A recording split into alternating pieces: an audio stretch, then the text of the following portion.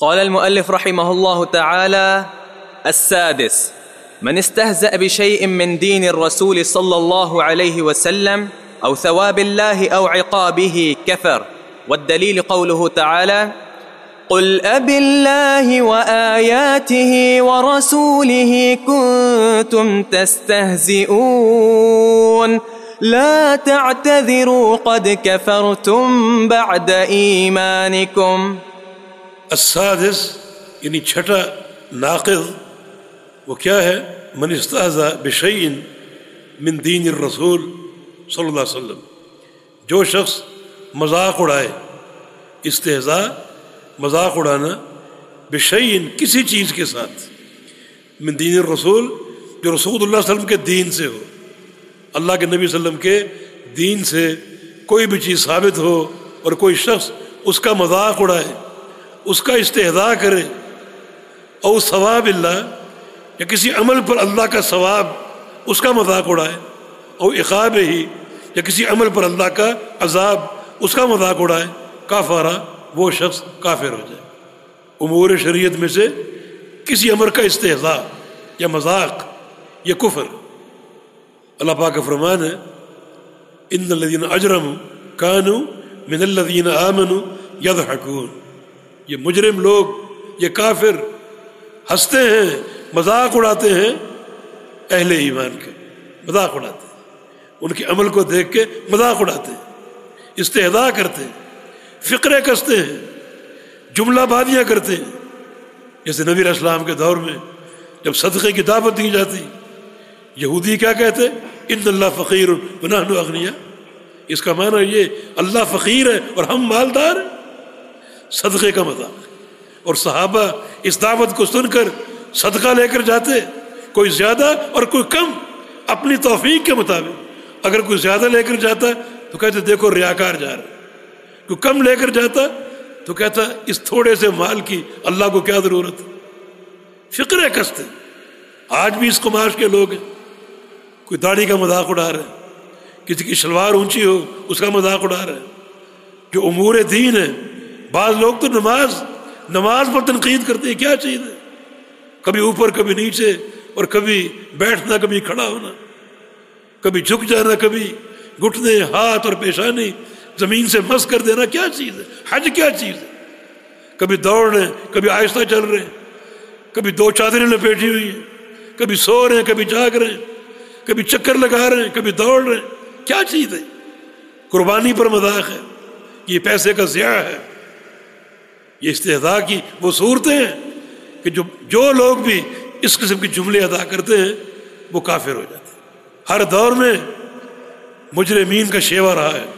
اللہ پاک کا فرمان ہے: وَلَقَدِ اسْتُهْزِئَ بِرُسُلٍ مِّن قَبْلِكَ، آپ سے قبل بھی جو رسول گزرے ان سب کا مذاق اڑایا گیا، سب کے ساتھ استہزاء کیا گیا۔ یہ ٹھٹھا اور مخول، مذاق اڑانا، یہ علامت کفر۔ کلمہ گو شخص اگر مذاق اڑائے گا شرعی حقائق میں سے کسی بھی حقیقت کا، کسی بھی مسئلے کا، تو وہ کافر ہو جائے گا۔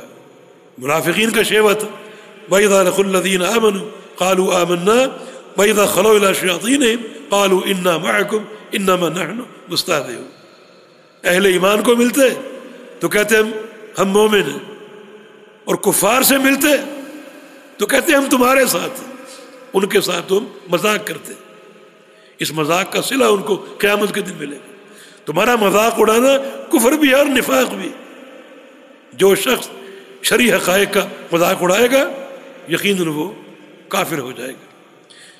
اور شیخ الاسلام نے اس کی دلیل پیش کی، بالدلیل قولہ تعالی: قل اباللہ وآیاتہ ورسولہ کنتم تستہزئون، کہہ دیجئے کہ کیا اللہ کے ساتھ اور اس کی آیات کے ساتھ اور اس کے رسول کے ساتھ تم مذاق اڑاتے ہو، مذاق کرتے ہو؟ آگے کیا فرمایا؟ لا تعتذروا، اب کوئی عذر پیش نہ کرو، قد کفرتم بعد ایمانکم، مذاق اڑانے ہی سے تم کافر ہو چکے، قد کفرتم، یقیناً تم کافر ہو چکے، بعد ایمانکم، ایمان لانے کے بعد۔ اس آیت کریمہ کا ایک سبب نزول ہے، یہ کیوں اتری؟ جنگ تبوک کے موقع پر جبکہ نبی علیہ السلام اور صحابہ جنگ تبوک میں مصروف تھے. کچھ لوگ نام کے مسلمان ہوں گے، اپنے کمرے میں بیٹھے باتیں کر رہے ہیں اور مذاق اڑا رہے ہیں. چنانچہ ان کے مذاق کے کلمات بھی حدیث میں موجود ہیں. وہ کہتے ہیں کہ ما رأینا مثل قرائنا ہؤلاء ارغب بطونا ولا اکذب لسانا السنا ولا اجبن عند اللقاء. یہ جو نبی اور نبی کے صحابی ہیں، ان میں تین چیزیں ہیں. ایک تو بڑے پیٹوں والے، یعنی کھانے والے، بس کھانا ان کا اصل مدعا ہے، اصل مقصد ہے ان کا. اور دوسرا زبان کے جھوٹے. اور تیسرا جہاد کا وقت آئے تو بڑے بزدل. یہ باتیں کر رہے ہیں. ایک ٹھٹھے کی کیفیت ہے اور مخول اور مذاق کی کیفیت ہے. اللہ ہر بات کو سننے والا اور تمام احوال سے آگاہ. اللہ رب العزت نے اپنے پیغمبر کو ان لوگوں کی باتوں سے آگاہ فرما دی. انہیں معلوم ہو گیا کہ ہماری باتیں رسول اللہ تک پہنچ چکی ہیں صلی اللہ علیہ وسلم. اب وہ پریشان ہوئے، نبی علیہ السلام کے پاس آئے اور آ کر کہا ہم تو مذاق کر رہے تھے، یہ باتیں حقیقتاً نہیں تھی بلکہ مذاقاً تھی. اللہ نے اس کا جواب دیا اب اللہ وآیاتہ ورسولہ کنتم تستہزئون. مذاق اللہ کے ساتھ، اللہ تعالیٰ کی آیات کے ساتھ، رسول کے ساتھ، رسول کے صحابہ کے ساتھ، یہ کون سی امور ہے مذاق کی؟ لا تعذروا، اب عذر پیش نہ کرو. قد کفرتم، تم کافر ہو چکے بعد ایمانکم، ایمان کے باوجود تمہارا ایمان ختم ہو چکا. اس استہزاء کی بنا پر، اس مذاق کی بنا پر تم کافر ہو چکے. اس کا معنی یہ ہے کہ جو امور شریعت ہیں اللہ کے نبی نے جو بیان کیے، پیش فرمائے، ان کا مذاق اڑانا اور کسی بھی فریضے کا، کسی بھی شرعی امر کا استہزاء کرنا، یہ موجب کفر، یہ موجب کفر اور بڑی خطرناک چیز ہے. کیونکہ دینی حقائق کے مذاق اڑانے والے لوگ بہت موجود ہیں. علماء سے استہزاء، علماء ربانیین جو ہیں اللہ کا شاعر ہیں، اللہ کے شاعر میں سے، اور اللہ کے شاعر کی تعظیم کا حکم، ان کی تکریم کا حکم. علماء جو ہیں یہ دین کے مبلغ ہیں، دین پہنچانے والے. علماء کے وجود کو بڑی اہمیت دی گئی ہے کیونکہ رسول اللہ صلی اللہ علیہ وسلم کے بعد اب کوئی نبی نہیں آئے گا. لہذا علماء کو انبیاء کا وارث کہا گیا، بہت اونچا مقام.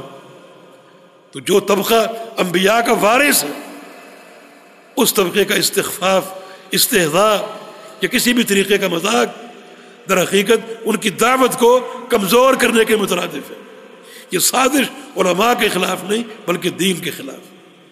ہر شخص کو چاہیے اپنے طرز عمل پر نظر ثانی کرے، اچھی طرح توجہ دے، تاکہ کوئی ایسا امر نہ ہو کہ کسی مذاق یا استہزاء کی بنا پر وہ اپنے ایمان کی دولت سے محروم ہو کر کفر کی وادی میں داخل ہو جائے.